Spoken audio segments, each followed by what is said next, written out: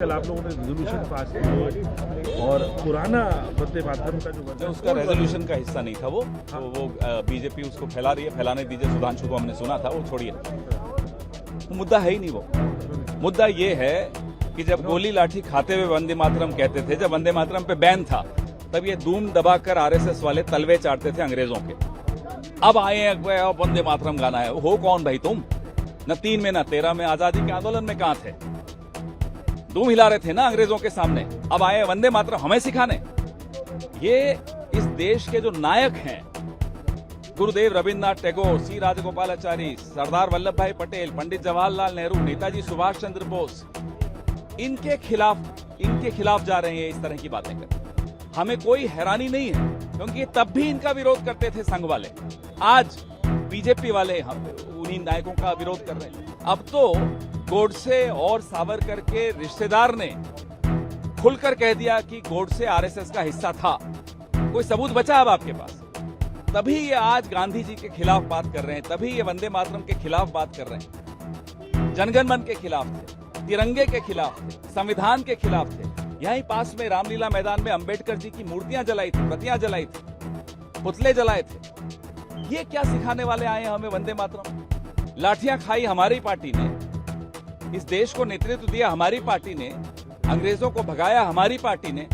ये मुंह उठाकर आकर हमें ये देशद्रोही गद्दार लोग सिखाएंगे हमें वंदे मातरम क्या होता है। देखिए, अगर आप वंदे मातरम के 1937 के फैसले को गलत कहते हैं, अगर बीजेपी ये कहती है कि 1937 का महात्मा गांधी का, गुरुदेव टैगोर का, सरदार पटेल का, जवाहरलाल नेहरू का, मौलाना आजाद का फैसला गलत था और वो लोग देशभक्त, ये फैसला देशभक्ति के अनुरूप नहीं था, तो ये बीजेपी के लोग ये कहना चाहते हैं कि तमाम लोग जिन्होंने आजादी की लड़ाई लड़ी वो देशभक्त नहीं थे।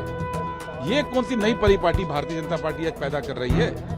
और अगर अब गड़े मुर्दे खोरेदना ये चाहते हैं तो देश को ये भी मालूम होना चाहिए कि ठीक उस वक्त 1937 में जब कांग्रेस पार्टी मुस्लिम लीग के खिलाफ चुनाव लड़के हरा रही थी, ठीक उस वक्त जब वंदे मातरम के ऊपर ये फैसला लिया गया, ठीक उसी वक्त बीजेपी के जो वैचारिक पिता हैं सावरकर, उनकी पार्टी हिंदू महासभा 3 राज्य में मुस्लिम लीग के साथ सरकार बना रही थी। ठीक उसी वक्त जब महात्मा गांधी भारत छोड़ो आंदोलन का नारा दे रहे थे और करीब 10,000 कांग्रेस के लोगों ने अपनी जान की कुर्बानी दी, उस वक्त हिंदू महासभा ब्रिटिश फौज के अंदर भर्ती कर रहे थे आजाद हिंद फौज से लड़ने के लिए। और ठीक उसी वक्त जब कांग्रेस पार्टी आजाद भारत छोड़ो आंदोलन चला रही थी, तो इनके जो पहले अध्यक्ष थे श्यामा प्रसाद मुखर्जी, जनसंघ के पहले अध्यक्ष, वो मंत्री थे मुस्लिम लीग की सरकार में, और मुस्लिम लीग की सरकार में मंत्री रहते हुए ब्रिटिश सरकार को चिट्ठी लिख रहे थे कि उनकी मुस्लिम लीग और हिंदू महासभा की सरकार भारत छोड़ो आंदोलन को कुचलने के लिए हर तरह से तैयार है, ये कमिटमेंट दे रहे थे। और ये लोग आज सिखाएंगे कि देशभक्ति क्या होती है। देखिए, वंदे मातरम उनका नारा नहीं था, ये कांग्रेस पार्टी का नारा था, और आज से नहीं था, 37 से नहीं था, 1896 में से था। 1896 में ये तय हुआ था कि वंदे मातरम हमारा कौमी गीत होगा। 1896 से कांग्रेस के हर अधिवेशन में ये गाया जाता है। जो पहला झंडा बना भारत का, जो मैडम बीकाजी कामा ने बनाया, उसके ऊपर वंदे मातरम लिखा हुआ था, वो कांग्रेस का झंडा था ना। जो कांग्रेस के लोग जब जेल जाते थे तो वंदे मातरम ही गा के जाते थे। जब कांग्रेस के लोग अपनी जान दे रहे थे भारत छोड़ो में, तो वंदे मातरम गा के ही दे रहे थे। लेकिन बीजेपी और उनके लोग, संघ परिवार के लोग, उनके लिए वंदे मातरम आजादी की लड़ाई का नारा नहीं था, वो देश को बांटने का था, और आज भी वो यही कर रहे हैं।